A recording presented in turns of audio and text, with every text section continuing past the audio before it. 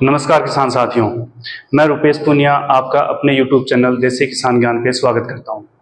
साथियों, आज हम बात करेंगे बाजरे में खरपतवार का प्रबंधन हम किस प्रकार से कर सकते हैं।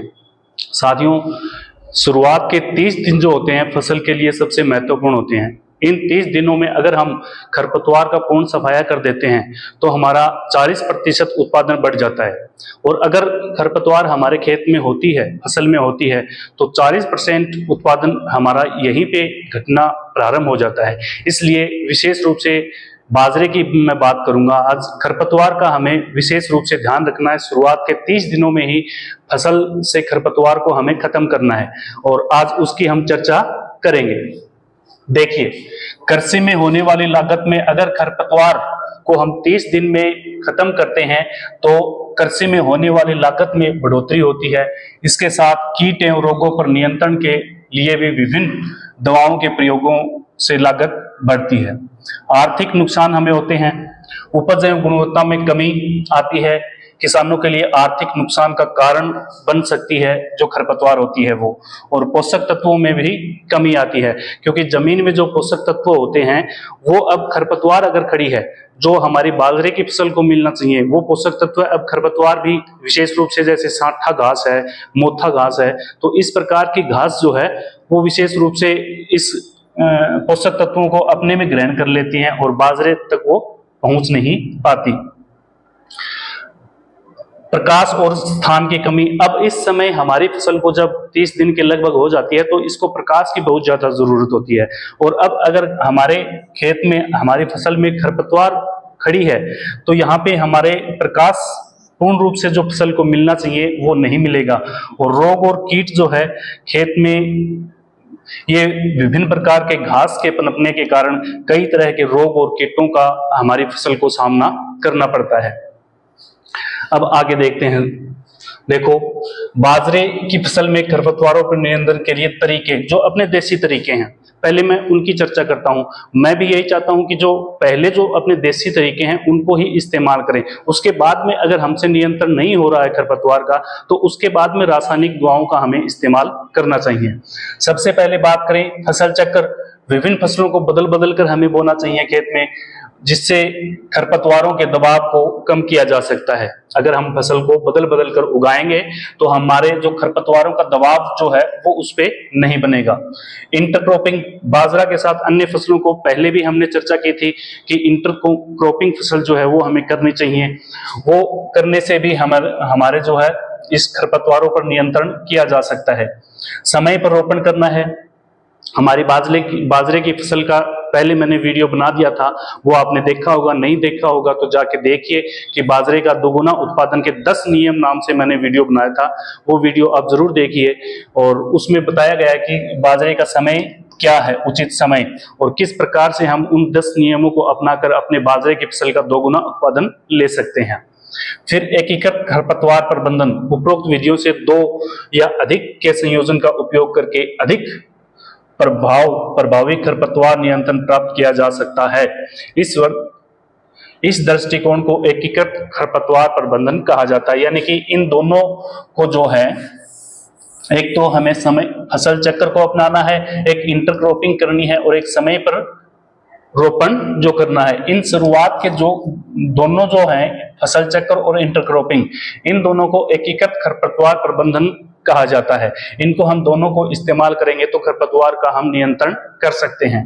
उसके बाद में गहरी जुताई, खेत में पहले से मौजूद खरपतवारों को नष्ट करने के लिए 1 से 2 बार गहरी जुताई करना आवश्यक है। खेत को बोने से पहले हमें गहरी जुताई करनी चाहिए। खासकर से गर्मियों के दिनों में हमारे खेतों में प्लाऊ या डिस्क जो है उसकी गहरी जुताई करके हमारे खेतों को हमें संवारना चाहिए। उसके बाद में निराई गुड़ाई। अब हमारे फसल में जब निराई गुड़ाई का टाइम आ जाता है उस समय हमें विशेष रूप से निराई गुड़ाई करनी चाहिए, जैसे हमारी भाषा में निनाण बोलते हैं, वो निनाण इस समय हमें करना चाहिए। खेत में समय समय पर हाथों से खरपतवार को निकालना, पहली बुआई के 20 से 25 दिनों के बाद पहली निराई गुड़ाई, पहले 20 से 25 दिन जो हैं इस समय, वो मैंने बताया था कि इसी समय हमें जो है खाद का, पहली जो खाद है वो इन 20 से 25 दिनों में डालनी है।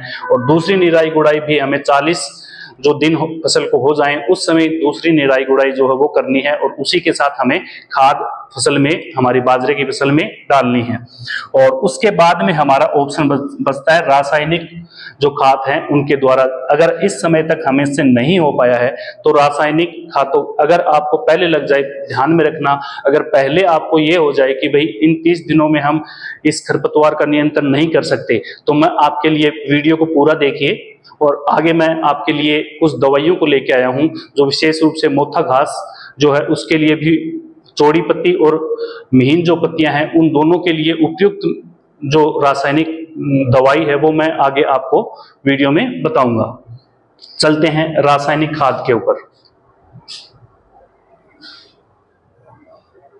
देखो, बुआई के तुरंत बाद अगर हमारे घर में काम करने वाले नहीं हैं, हम निराई गुड़ाई नहीं कर सकते, इतना टाइम हमारे पास नहीं है, निराई गुड़ाई करने का टाइम अगर हमारे पास नहीं है, तो बुआई के तुरंत बाद पेंडिमिथाइलिन इस दवाई का छिड़काव करना है। ध्यान रखना साथियों, रासायनिक दवाई जो है, अगर हम ज्यादा रासायनिक दवाई का हमारी फसल में छिड़काव करते हैं तो हमारी जो मिट्टी है उसकी गुणवत्ता में कमी आती है। और मृदा कार्ड के लिए भी मैंने पहले वीडियो बनाया है, उसको भी आप जाके विशेष रूप से देखेंगे और अपना मृदा कार्ड अवश्य बनवाएंगे। उसके बाद में इसकी मात्रा का ध्यान रखना कि कौन सी मात्रा कितनी, अगर ज्यादा मात्रा हो गई तो हमारी मिट्टी को नुकसान हो सकता है। मात्रा 1 से 3 लीटर प्रति एकड़। 1 एकड़ में हमें 1 से 1.3 लीटर प्रति एकड़ ये दवाई लेनी है, और पानी लेना है हमें 200 लीटर। 200 लीटर पानी में हमें 1 से 1.3 लीटर ये हमें दवाई लेनी है, और 200 लीटर हमें पानी लेना है। और बुआई के 24 घंटों के अंदर, जब हमने बुआई कर दी है उसके 24 घंटों के अंदर ही हमें पेंडिमेथिलिन जो दवाई आती है उसका छिड़काव करना है। और छिड़काव से पहले मिट्टी में थोड़ी नमी होनी जरूरी है।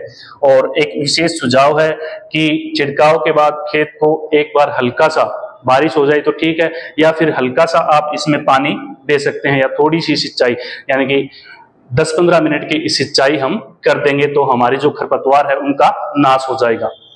अगली स्लाइड में देखते हैं, अगर इस समय हमने नहीं किया है, वो टाइम हमारा निकल गया है, जब बुआई किया उस समय हमने खरपतवार का नियंत्रण नहीं पा सके, वो दवाई हमने नहीं, उसका छिड़काव हम नहीं कर सके, तो उस फसल उगने के बाद भी ये दवाएं हैं जिनका छिड़काव हम करके खरपतवार पर नियंत्रण पा सकते हैं।